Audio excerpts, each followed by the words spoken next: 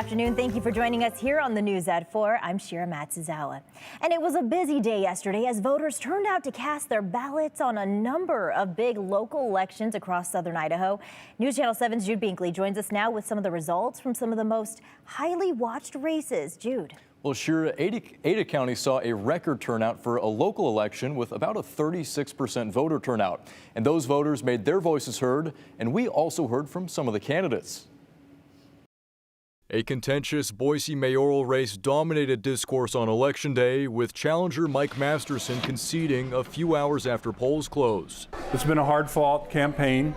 We offered choices that were in contrast to solving some problems in the community, and the voters have decided and have spoken in a pretty clear fashion.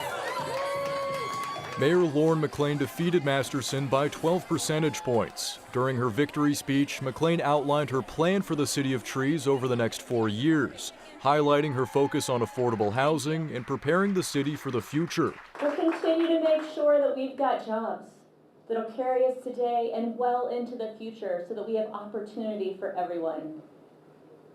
We will keep working to protect open space and parks and pathways. And yes, we will keep this city safe, and we will continue to beat the odds. Eagles election season isn't over yet. Their mayoral race going into a runoff due to no candidate getting more than 50% of the vote.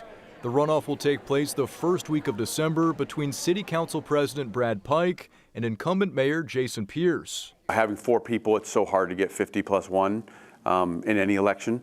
And so this happened, I think, in 2007 when 4 people ran.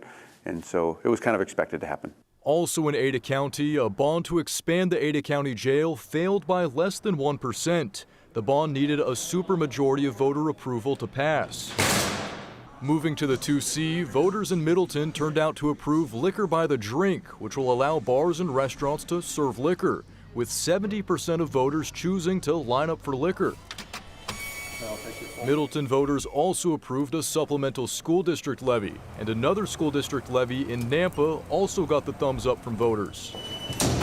And in Caldwell, a bond to build a new fire station and upgrade another narrowly got the supermajority needed to pass, with less than 1/10 of a percentage point to spare, which could lead to a recount. A person may request a recount if the difference in the votes is less than 1/10 of 1%, and it appears that this race, the difference of the votes falls within that threshold. We have all the stuff under lock and key, all the ballots, and we would just go through and recount every precinct that had that bond measure on the ballot. We would just do a recount of the ballots, and we've done recounts in the past, and they've always turned out exactly how they did on Election Day.